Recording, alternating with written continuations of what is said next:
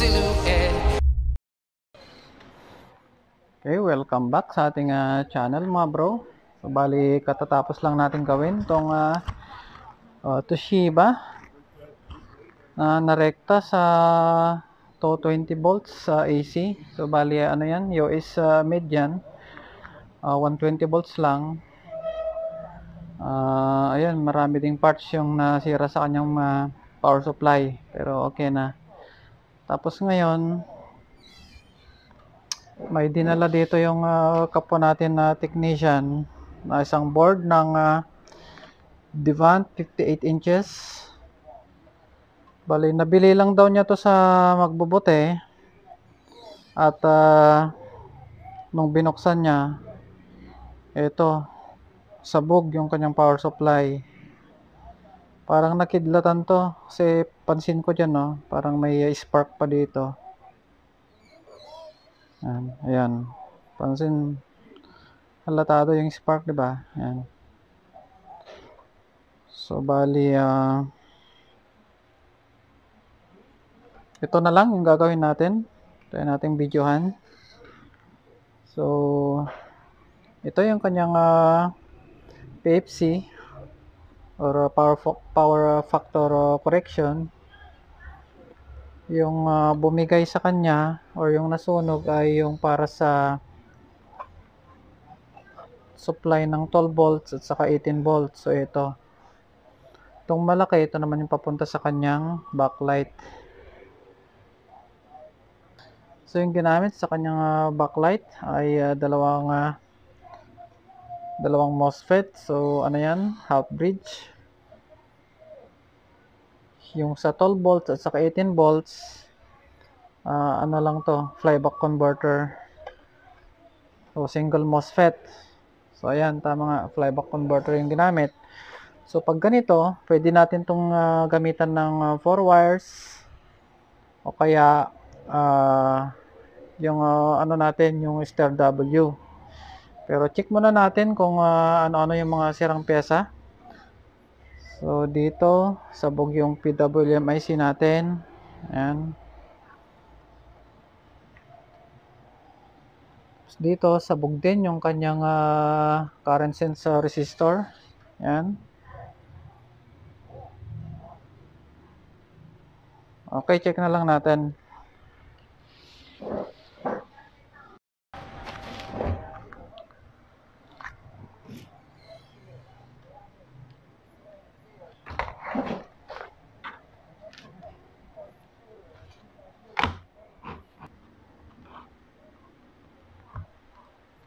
So, yun yung kanyang fuse. So, check natin.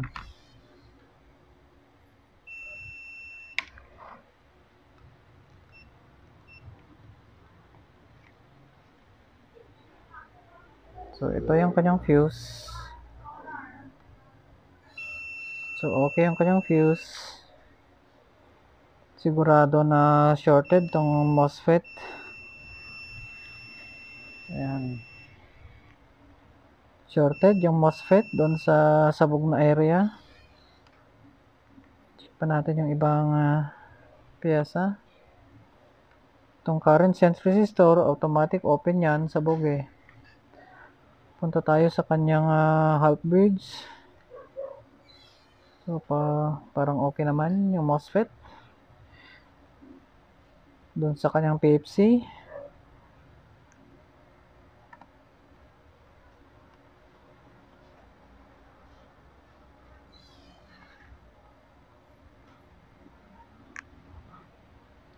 Okay, check natin sa secondary.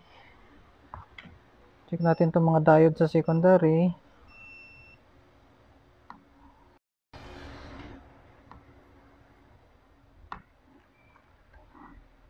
Check natin dito sa papuntang backlight. So, mukhang okay naman.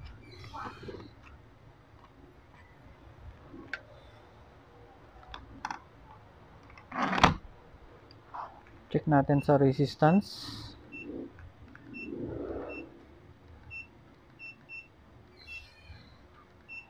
Oops. Yung mga yung mga dayuhan na viewers ko, ba't tinatanong nila, ba't ko daw sinusukatan ng resistance yung capacitor? Eh, capacitor yan.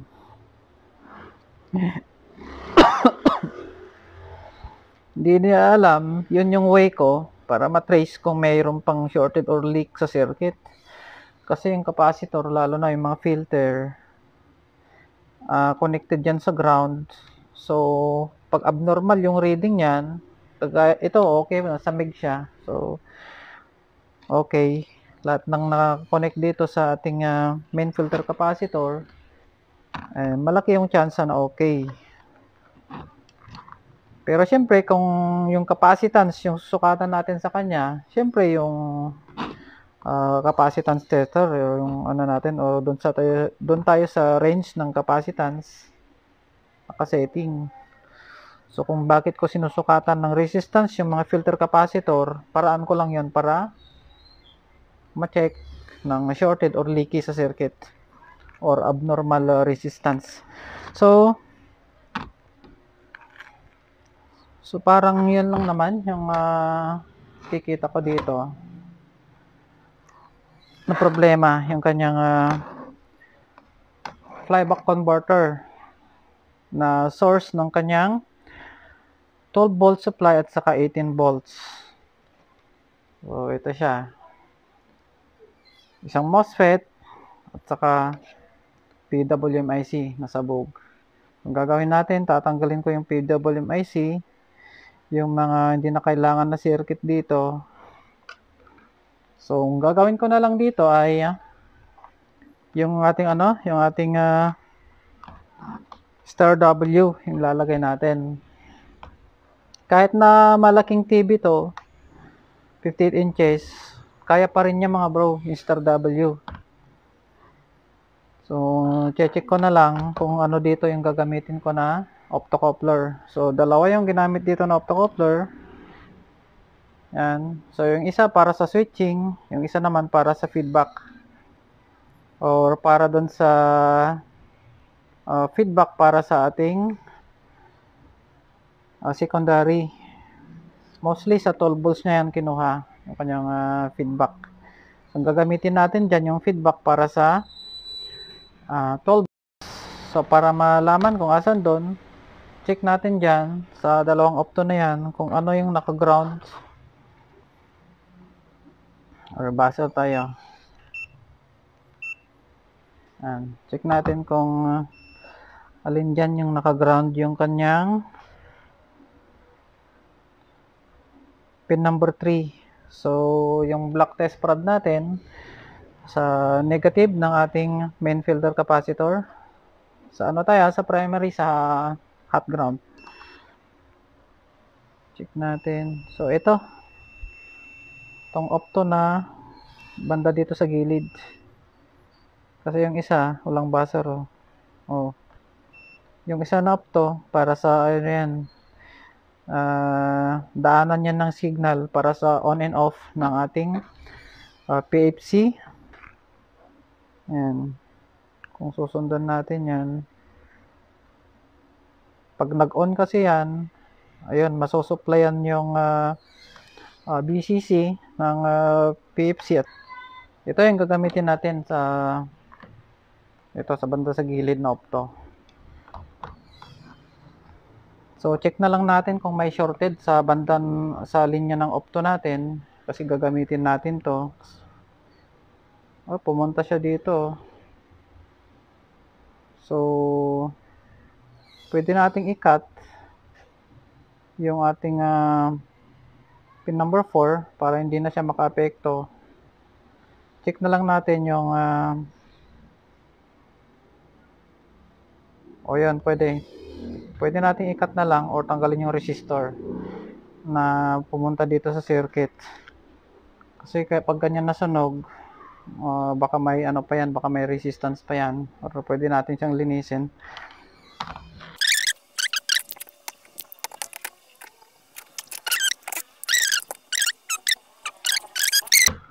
So, bali ito yung ilalagay natin, star W 6053N.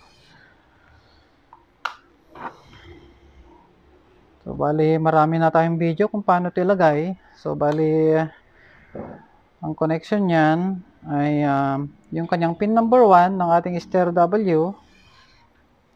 So, ito pala yung kanyang numbering ng paa. Pag hinanap natin to sa Google, ang pin number 1 niyan ay ito. Pin number 1, 2 yung bakante or yung walang paa, 2 yun. Pang 3 na to, yung sumunod. Pang 3, 4, 5, 6, 7. Kahit na 6 lang yung paa niya. So, ang connection niya, yung pin number 1 sa drain ng ating original na MOSFET.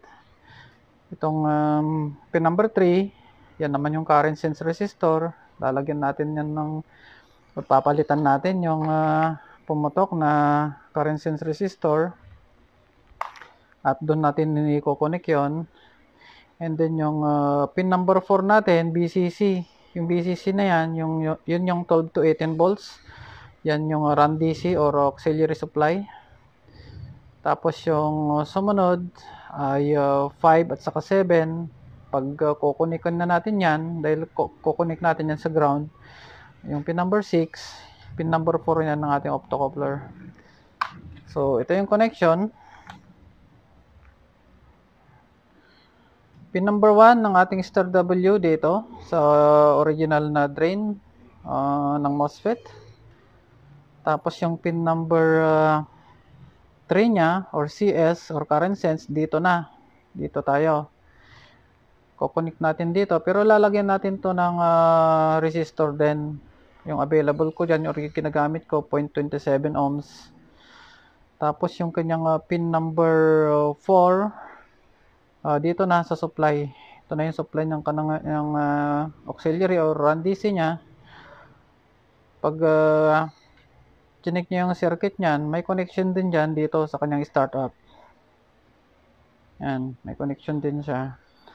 Tapos yung kanyang pin number 5 and 7, ground na yon. Rekta na sa negative side ng ating main filter capacitor.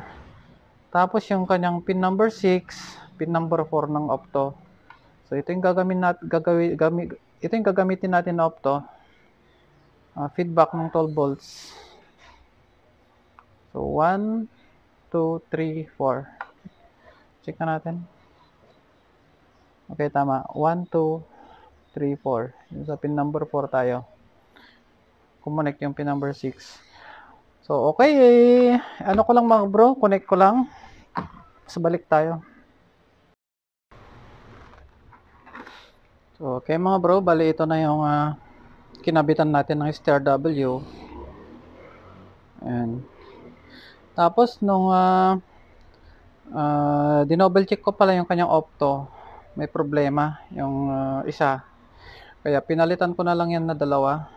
Bali ito yung mga pinagpalitan natin.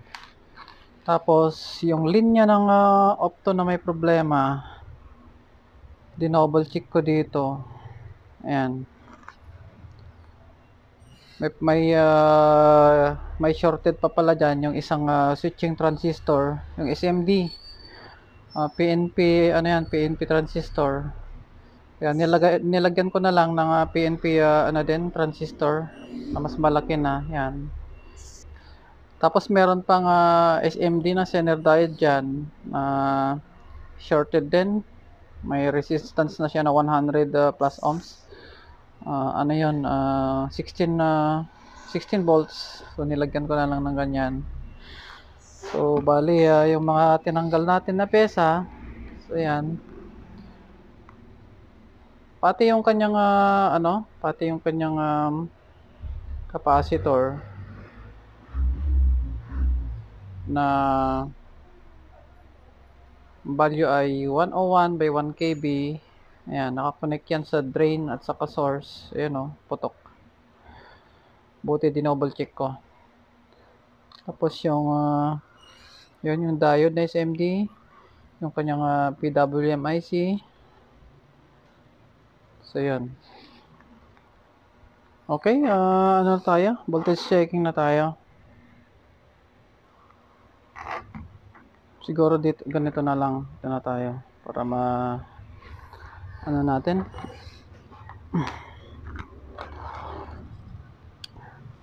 So, pagsaksak natin to, lalabas na yung kanyang 12.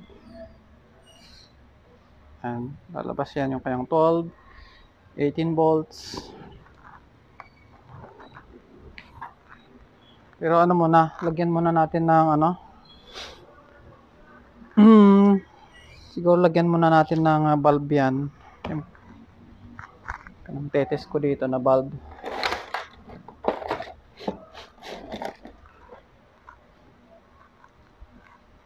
Ma-check natin kung iilaw pagsaksak natin.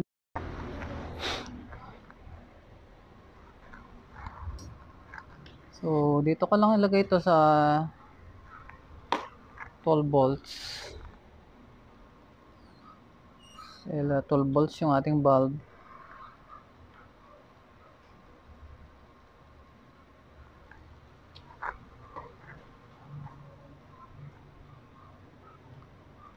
Connect natin sa ground at saka sa 12.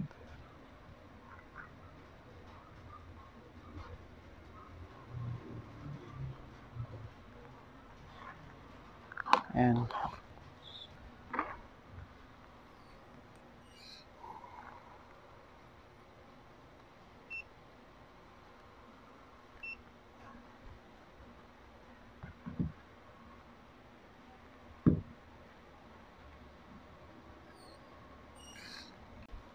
Yung mga doon sa mga newbie, mas maganda ano kayo.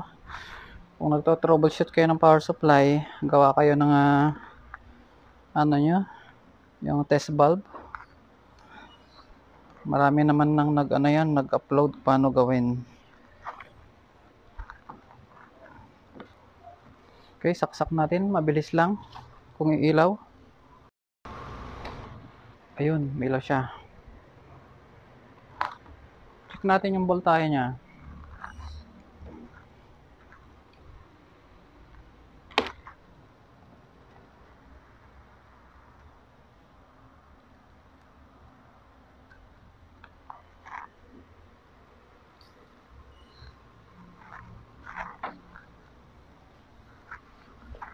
So, bali yung pinaglagyan natin ng ilaw, 12 volts yun. Check natin. 12 volts. So, ito yan.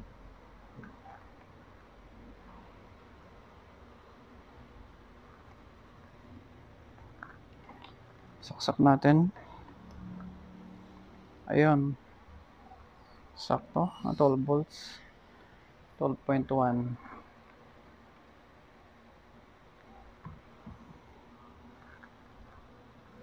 Tapos check natin yung isang output, 18 volts. Ito yung kanyang 18. Mag-18 yan, pag ano na yan. Naka-load yung ating mainboard.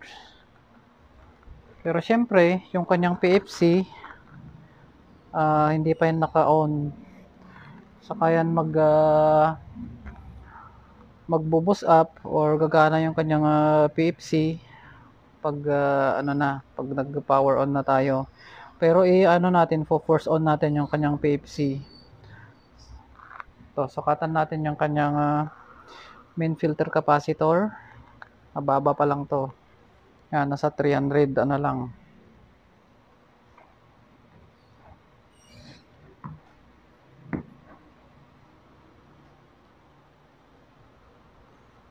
$304. Ayan, nasa 305. Okay, ano natin, force on natin. So, para matest natin kung nagana yung kanyang PFC. Meron ditong ayan, standby to yung standby, yan yung pinaka niya, pinaka power on, kumbaga. Iba-iba yung nakalagay sa bawat power supply board. Yung iba, power on, standby. Pero ito, since wala siyang standby 5 volts, standby 3.3 volts, ang supply niya, pag sinaksak natin, labas na agad yung 12 at saka 18. Doon tayo kukuha sa 12 volts yung initial voltage para masupplyan natin yung standby na siya namang magpapa-on ng ating PFC. So, ganito kasi yan. So, yung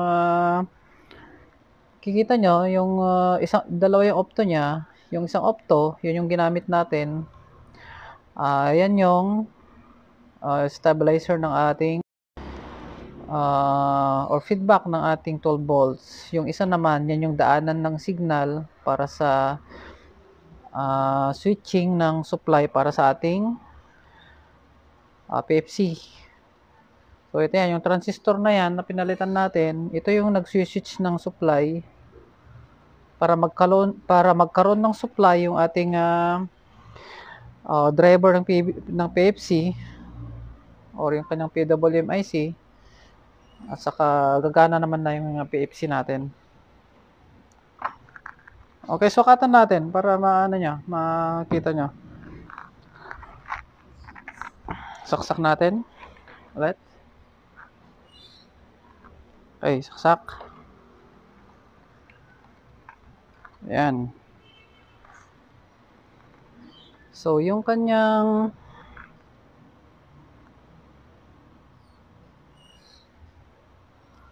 since hindi pa nag-switch yung transistor, hanggang dito pa lang yung supply niyan. Ayan, 27 volts. Pero pag switch on yan, ano na yan, magkakaroon na yung supply dito. Kita nyo, nasa 1 point. Tignan natin yung supply. Ayan, 0 yung supply, di ba? Okay, force on natin. Kuha lang ako ng dyan, resistor. Pause ko lang.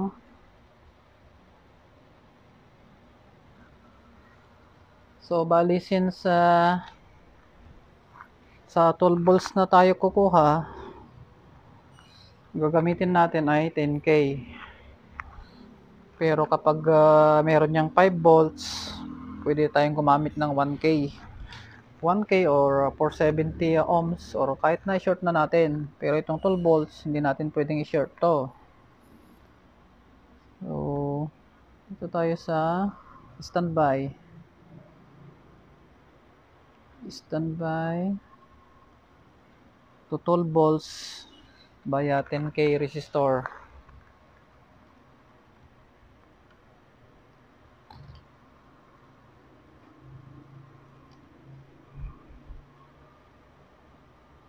So, ayan.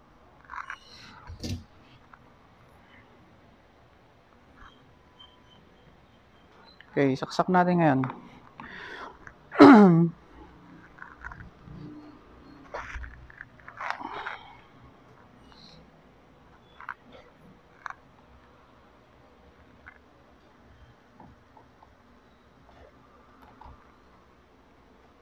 So, ayan. Check natin yung kanyang PFC. Dilim lang, no? Yung PFC. Ayun na. 370. Hindi makita. Ayan, 370 volts. So, tumas na siya. Yung niya, since nag-on na yan, tumawid na yan. Ayun, yung 14 volts, 15. Ayan yung gamit ng transistor na yan.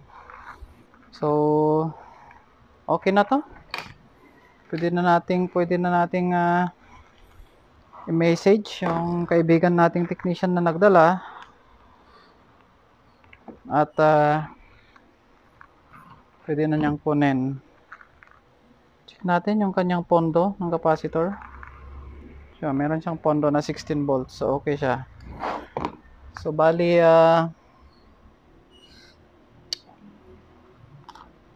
ayan.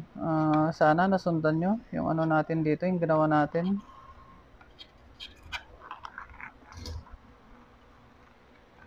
Mahirap yung pag-troubleshoot ng ganito, nakidlatan. Kaya yung iba ito, na lang, pinapalitan ng buo. So, balang pinalitan natin dyan, marami tayong tinanggal dito sa kanyang primary. Tapos naglagay tayo ng stair W. Ayan, pinalitan natin dalawang opto, current sense resistor, yung kanyang pinaka-snubber, capacitor. Tapos dito na tayo naglagay ng 10 nano by 1 kb. Bali, kumunik yan sa ating opto. Doon sa 3 and 4, yan din yung pinuntahan, kaya dito ko na kinunik. Okay, kung nagustuhan nyo yung aking video, please like, share, and subscribe. Maraming salamat mga bro.